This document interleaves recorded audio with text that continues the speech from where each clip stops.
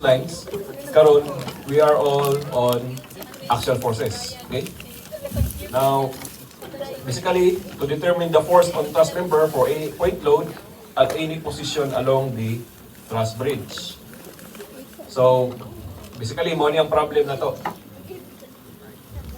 Draw the influence line for member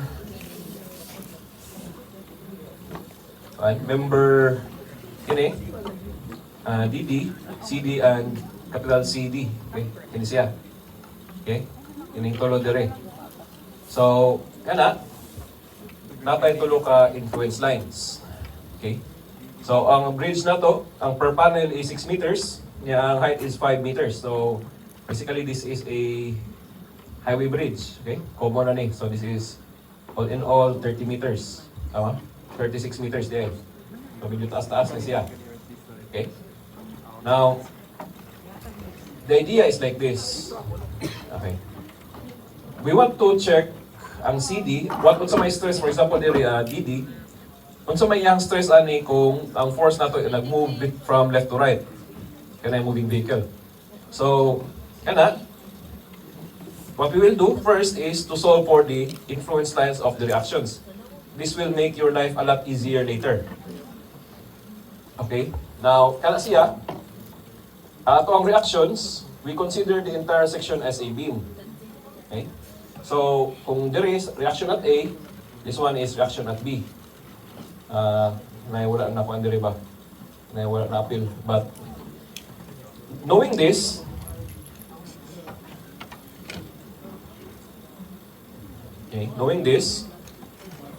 ang reaction at B should also be looking like this. Okay? Okay? RB.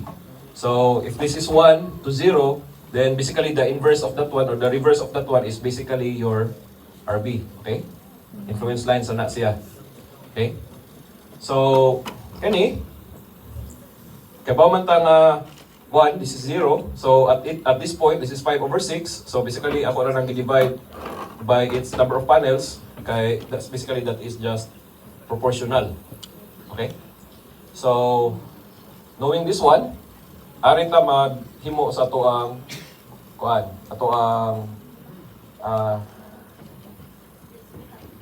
point CC man ni. Yeah, I think point CC ang namunta. Dili siya kan sikyat ang kan niya. So CC din, so okay. Either way. Kini. Now, kini para sa yon, atong gikuha gain na ang ato ang tawagan ni ato ang forces or ato reactions para we can easily check sa ato ang section, okay, by method of sections. Let's say this one. Wait, asa kong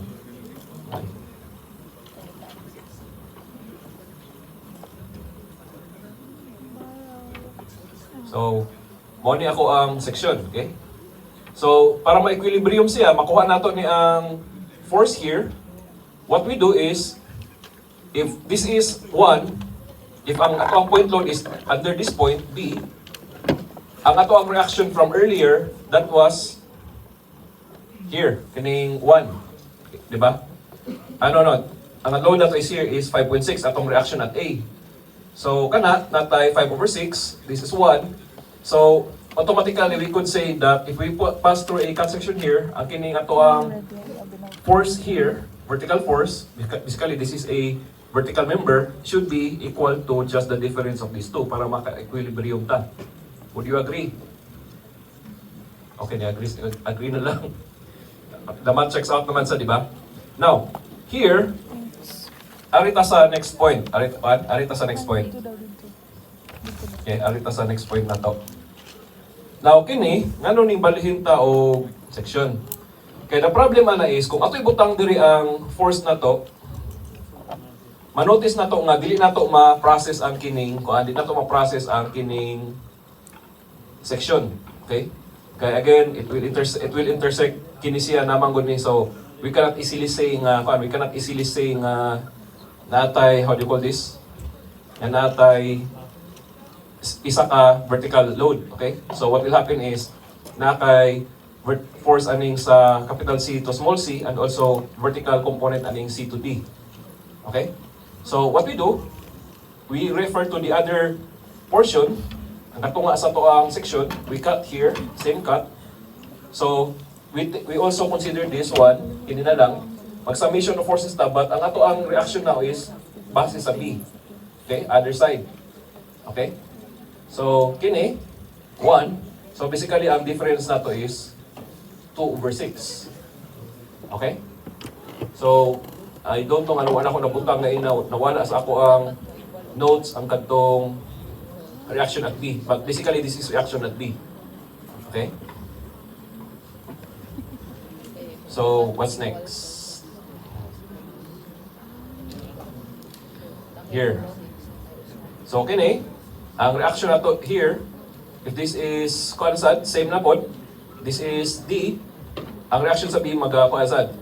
This is 3/6. So, basically, diha, summation of forces na lang, magagamay na siya. Okay? So, summation of forces, there is asad sa kuan, magpunta there sa E, wali mong results, okay? And then, kana, finally, na-adere ang ato ang kuan, ato ang load sa F. Now, after that one, we can now easily say, we can easily just graph our results.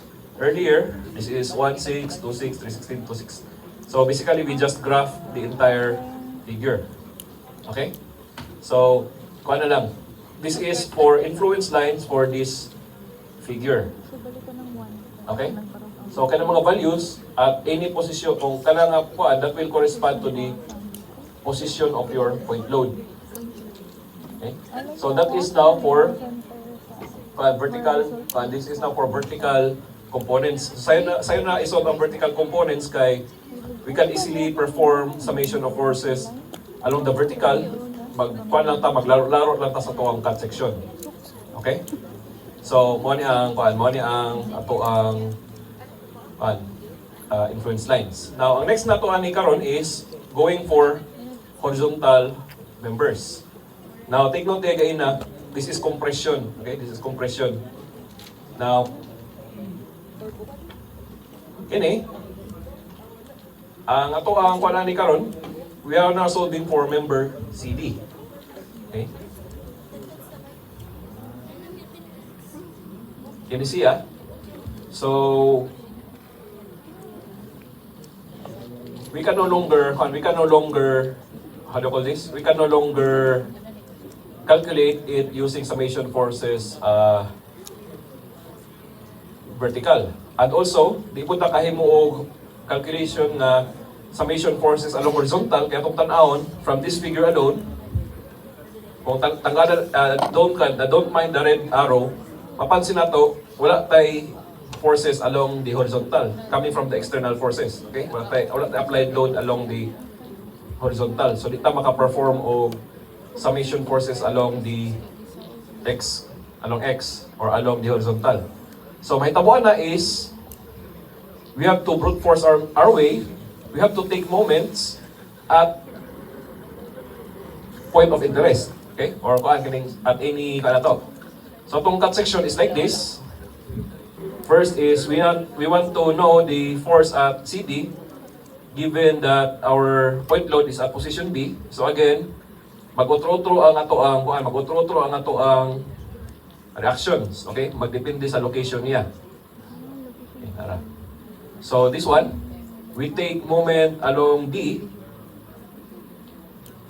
Kay nga naman, kay at this point, mora man diri ang unknown nga figure. Kay kung arita sa capital D, what will happen is daghan ta og or maybe here sa C, what will happen is napa ni siya diri nga force which is mutaas mo lisod itong solusyon. So mo ni siguro ang pinakasayon nga point para makuha na to ang position sa, or rather ang force along CD. Okay? So this one, take moment D.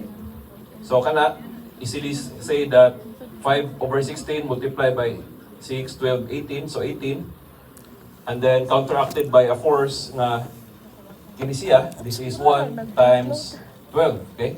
Then also, assume ta na from this position, this one is counterclockwise. So, capital CD times 5 height na to.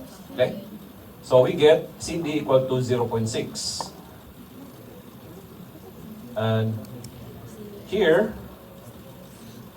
wala ko na-update siguro ng name, murag dagay error ang file, nagkakuha ng pag-save. Next, ani is mag-move ta, okay? Diri sa ubos, ang ato ang point load now is at point C. So, di at point C, ang reaction na to, again, mag-vary man, auto naman ang reaction. So, 4/6 na siya. And then, this one, same yapon what we did earlier. We still take it at point D. So, pagkuha na to, that is now 1.2. Kaya nasipyat rin okay? Disregard. Okay, disregard lang nga. So, kana siya, 1.2. Okay? Now, karon, ato ang next position now is under na punta sa capital D. Okay? Now, kana, this should now look like this. Now, what will happen, ibalhin ta og reference, ibalhin ta reference, kaya what will happen is that, kung ato ta sa next previous na to nga figure is, gawas naman sa to ang kuan, gawas ta sa to ang section. So we take it from the other side, knowing na tayo load nga 3/6. So again, take moment at D. Okay, take moment at D. So you calculate it. Now kini basically kini mahimo man ni nga 0, so wala kay na problem. So basically 3/6 times times 18 counteracted by force times force CD times 5. Okay? So you get 1.8. Okay? So continuing, arita next mo gyapon mas kuan point D gyapon. So what happens is nahimo ni nga 1.2. Okay? So finally here last point, this is at point F, 1, 5.6, ning gawas na result here is 0.6. Now, mapansin niyo guys, wala ta nagbalin-balin og reference point, okay? Consistent ta nga nata sa point D. So again, kay kibaw naman ta sa figure, kibaw ta sa ipangita, so it's a no-brainer. Now, kini we are using method of sections. Kung kamo wa mo isalig sa inyong method of sections, you could actually do this by method of joints. Pero perti ka taas inyong solusyon kaya magsugod mo sa reaction. Diba? But if you're doing this on Excel, I think mas accurate or mas foolproof kung maggamit ng method of joints. If you're using Excel. Okay? Kung nag-program mo ba. Kini ato is, we are doing this manually. So, mini ato sige calculate. So, siya. Kini mas brute force na to. Okay? So, atong binagsay din siya o solve. So, i-draw na to ang figure. Again, it will look like this. So, for member CD, tension, so, money ang ubos ang ato ang influence line. Okay? So, at any point, again, makaiba ta sa force on that member when your load moves from one point to another. Okay? So, before I proceed, normally, na yung mga panguntahan is like this.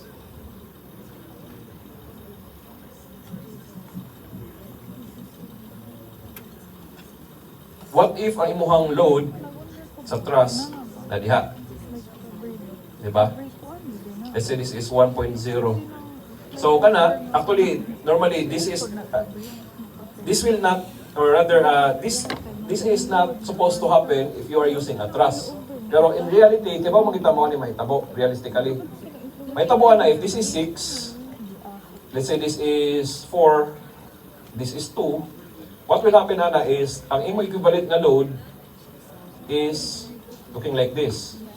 So, nakay kining 1 cedere, this is now 4/6, and also here nga 2/6.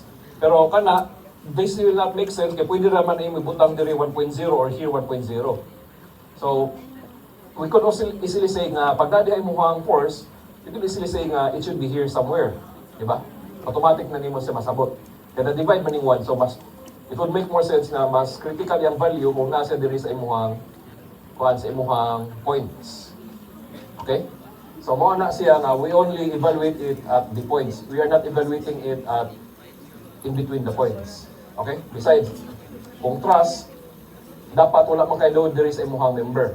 All, basta trust, ang assumption is that all forces must be directed to the joints.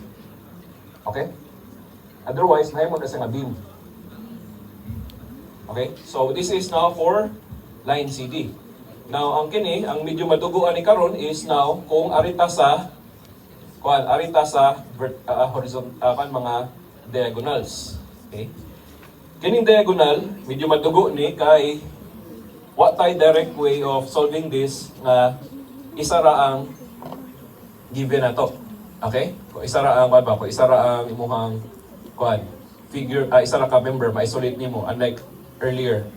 Kini, what we do is we have to rely on the previous nga calculations. Kini, mo come into play ang inyong accuracy or kung nasipyat mo earlier, sipyat mo dire later. Okay? So mo ni ang panato, mo ni ang logic ani. So we have to use either ining CC or CD. Now in this case, we are using CD. Now duha ni ka pamaagi. Okay, duha ni ka pamaagi. First, siguro ang una ninyo ma-think is to use kining method of sections. Okay? So kining method of sections, summation of moments. Okay? So in this point, we take moment at C. We are using the left side. Okay, we take moment here. So kini, natay duha ka horizontal component which is ang kining CD o capital CD o capital C to small d. Okay? So kana unknown ni siya, okay, mo niyang unknown. So we just take moment at C, we get this equation. And for whatever reason, wala sad na sakto. So, kana, solving for that one. Now take note, I'm using that is 40 degrees, kada 5/6. So that corresponds to an angle nga 40 degrees. So muna na ako i-cosine 40 degrees. Yeah, okay? So to get the CD component, kaya makuha na to ani is, ato amang horizontal component. Okay? So we get the horizontal component, then from that, given that, we can actually get the entire force along CD. Okay? So kana siya. Then same procedure. Next is arita sa kining load at position C. Again, take note na through ang reaction at A. Ang ato ang himo is again nag-take tag moment at small c gyapon. So nangasipyat akong mga values diha. Okay? So solving for that, we get these values. Okay? Now next, this one. Now, pansin ninyo ha, kung mag-transfer mo sa PCAS nga section, tanawa ang mga direction sa red arrows. Mubali siya ha. Tignan mo, bali na siya basta mag-transfer mo sa PCAS nga section. Reminder lang na sa inyo method of sections. Okay? Now here, ang second natong portion, this is a lot easier. Kaya patong tanawon, mag-cut tandiha again. Napansin ninyo, dire, this is horizontal component. This one, ang ubos, this is also horizontal component. So meaning, narata isa ka vertical component, which is this one. Diba? Natay vertical component here. So, summation of forces vertical should be equal to 0. So we could easily say na 1 minus kining 3.6, mo na siya ang remaining horizontal vertical component here. Diba? So mo ni siya expression, 1 should be equal to 3.6 plus maybe na figure. So kana siya ang iyang so basically we are now able to get the values CD. Okay? So nag-summation of forces lang ko vertical. Now earlier, pwede ba ta mag-summation of forces vertical dire?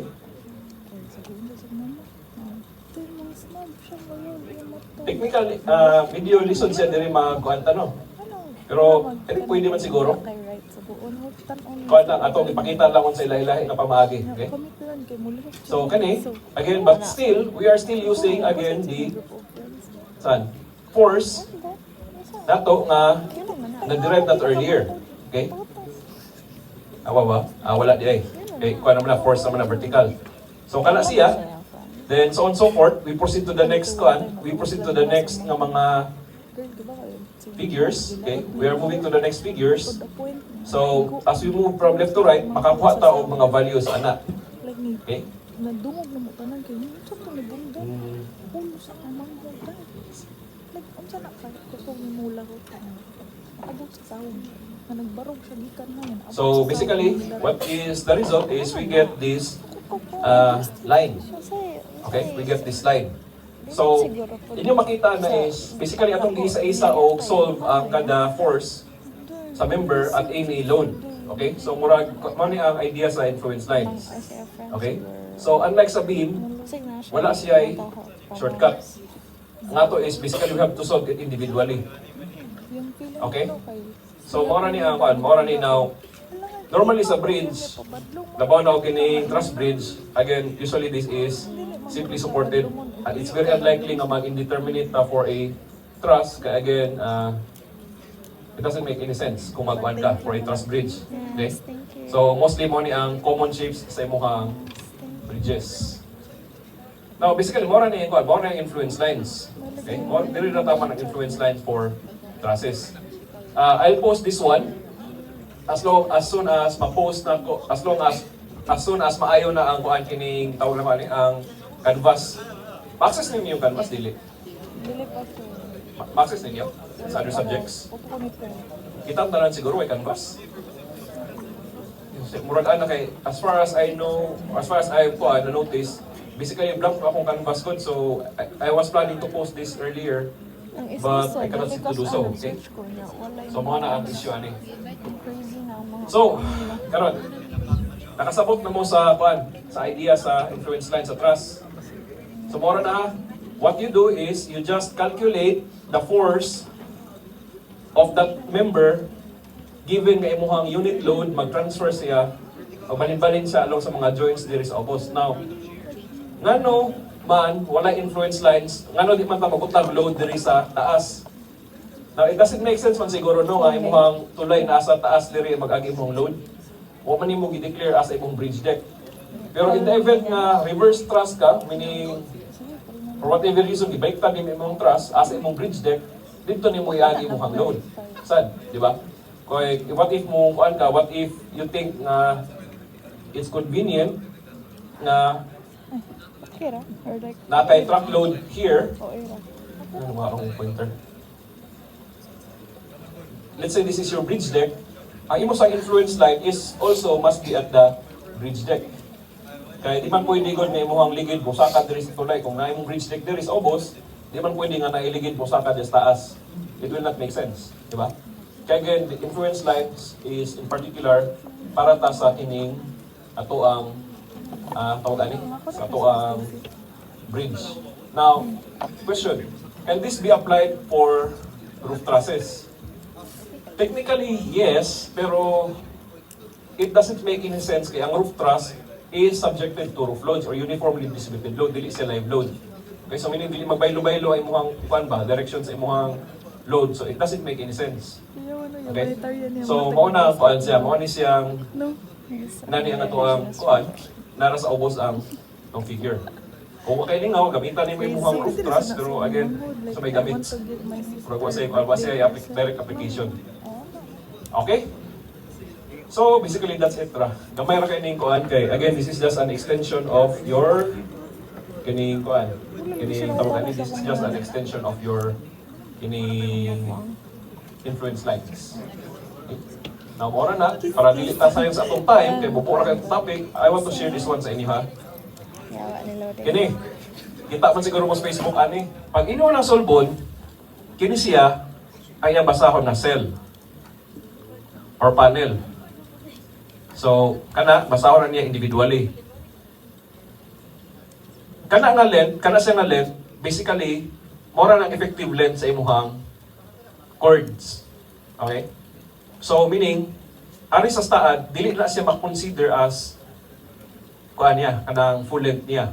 So, putol-putol na sa staad or any other software.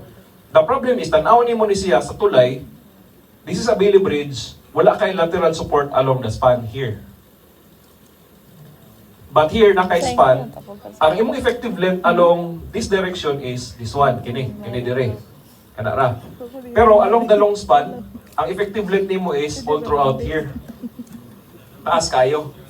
So dakong chance nga, kana, wala gibasa sa computer, kaya again, hard limitation, di ka ninyo insert, fail gina siya.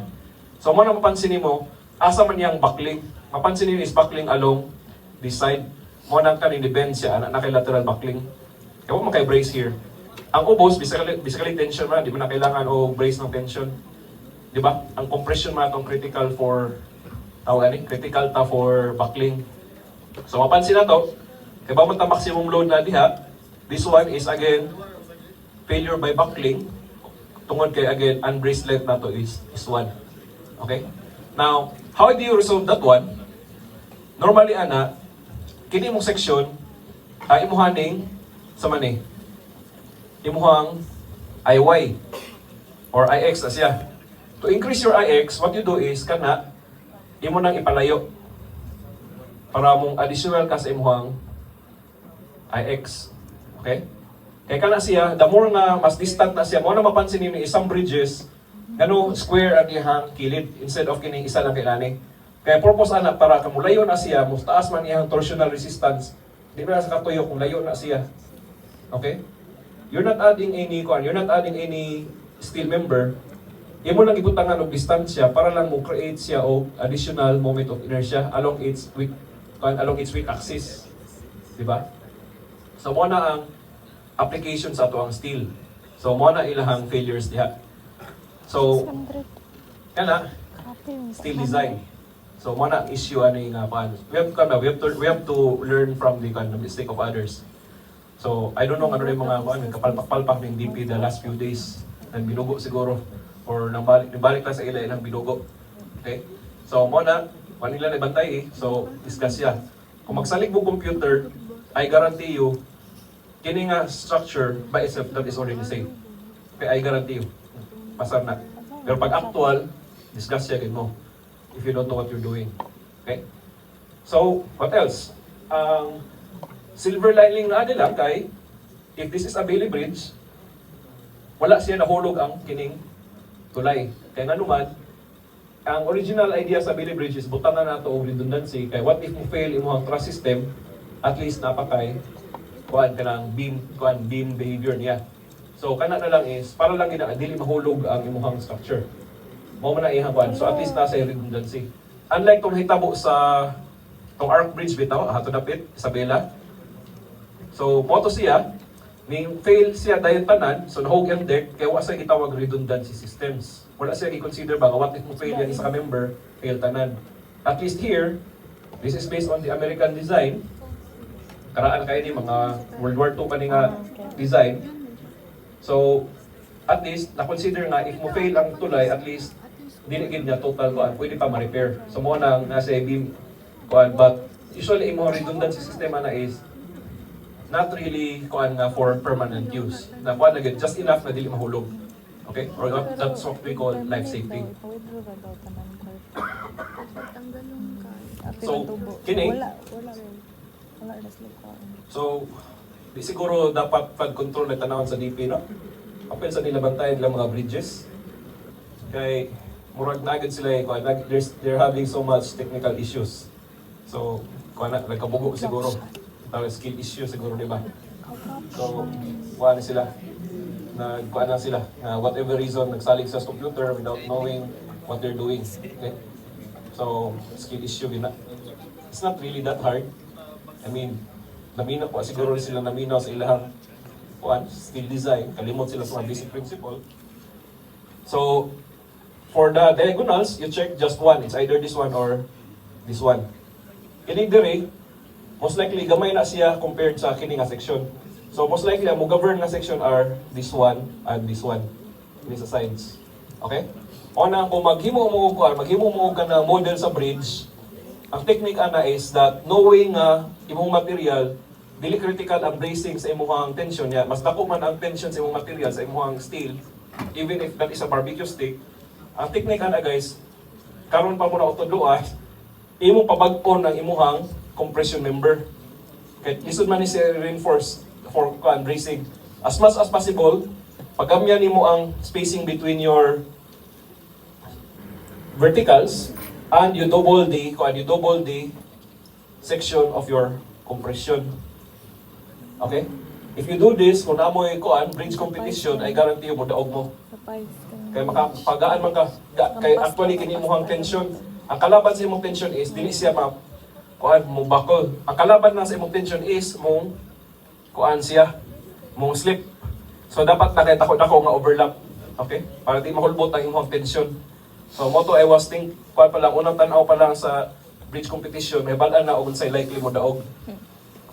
If you know what you're doing, like if nakapala kag mechanics, imo yung studyohan, maki-realize ka nga nimo, ang top chord is critical. Okay? So kanay mo ang bottom is di kay na kuyaw. As long as gitarong ninyo og mount inyong load. So kini ang motana ni is ngano one side line i-collapse. Relatively murag isa ra man one way ra man iyang tuloy, so di ta kaingon nga na imbalance sa load. Kuan lang, may probability na lang siguro. It just happens nga at this time mas weaker ang one side kaysa the other. So mas una siya ibigay. Kaya there's so many other factors manggod. Maybe na igamay nga load imbalance, or maybe mismo sa during construction na siguro mas reduced na stiffness ang one side. So mas una siya ni-fail dito. Katong tanong, almost may failure ang other side. Okay. Is this repairable? Yes, dali na kayo repair. You just replace your, basically this is a truss. You just replace your damaged portion, then it will be good as new. Okay. Cool. So, any questions, clarifications, anything to share?